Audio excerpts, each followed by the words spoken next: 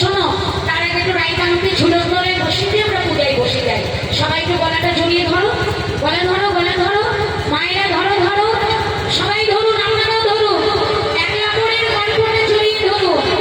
মনে করুন আপনার হৃদয়ে দোল নাই, রাধা গোবিন্দ বসে আছেন, আপনি দোল দিচ্ছে, সুন্দর করে তুলবে কিন্তু দোলটা যেন ভালো হয়। সবিলা রাধা গোবিন্দকে ঝুলন দোলায় বসিয়ে ধরবে। কারণ দেব সখী রায়ের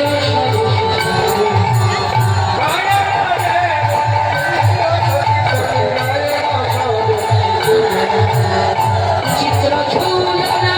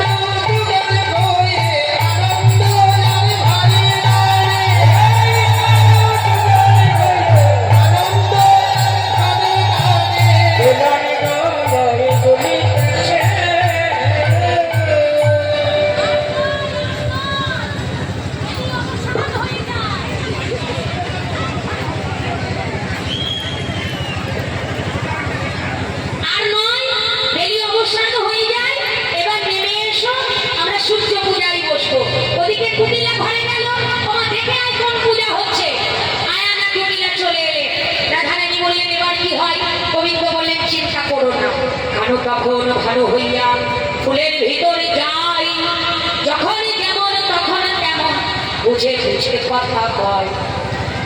বাবা এরা বলা দিয়েছে, চিন্তা করো মা।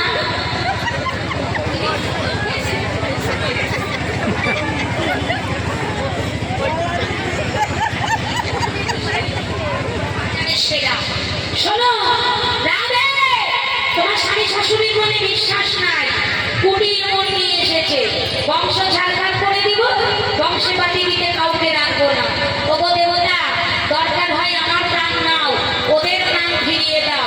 সীমা ছি ছি, আমাদের বউ আমাদের জন্য সূর্য দেবতার কাছে প্রাণ ভিক্ষা চাইছে, তুই কিনা বলছিস? চল ঘরে চল। আয়ানা জটিলা ঘরে ফিরে গেল, গোবিন্দ ভালো হয়ে লুকিয়ে রইলেন। এইবার এখন ভাত খাবে? সব সখীরা মিলে সূর্য পূজায় বসবে।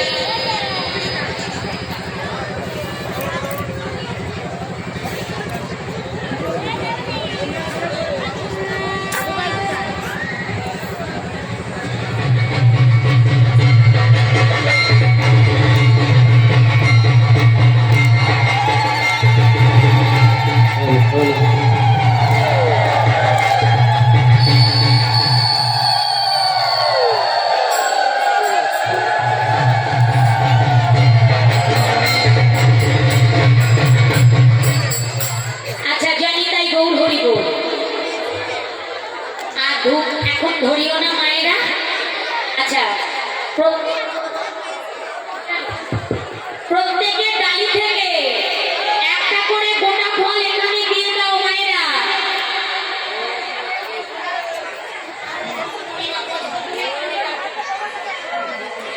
না একটা করে, একটা ঘটের কাছে, হ্যাঁ ওটা, হ্যাঁ রেখে দেন একটা করে গোটা ফল। আচ্ছা শোনো, মায়েরা মন দিয়ে শুনবে। পূজার পরে কথাগুলো বলার আর সময় থাকে না, তখন সব করে দেবে। আচ্ছা শোনো, ফল তো তোমরা 5টা করে এনেছো সবাই। একটা করে ফল ঘরের কাছে দিলে, আর একটা করে ফল মন্দিরে একটা পাত্র দেবে, সেই পাত্রে একটা করে ফল দেবে প্রত্যেকে। সেটা আমার করে ভক্তদেরকে প্রসাদ দেওয়া হবে। তোমাদের কাউকে প্রসাদ দিতে হবে না, তোমরা যেটুকু দেবার মন্দিরে দিয়ে দেবে, ওখান থেকে ভক্তরা পেয়ে যাবে। আর ডালিতে যে 3টে ফল থাকবে সেটা তোমরা ঘরে নিয়ে আমার করে সবাইকে দেবে, মনে থাকবে তো? আর সূর্য পূজার পরে কেউ এখানে সিঁদুরের কৌটো খুলবে না। আমি মন্দিরে গিয়ে দাঁড়াবো, এখানে প্রসাদী সিঁদুর থাকবে, সেই সিঁদুর তোমরা পড়বে। আগে পরে প্রসাদী সিঁদুরটা পরে তারপরে তোমরা সবাইকে সিঁদুর দেবে। আসলে কেউ সিঁদুরের কৌটো খুলবে না, কেমন? এবার যার যার মাথা থেকে সবাই ভক্তি নিয়ে বসে থাকবে।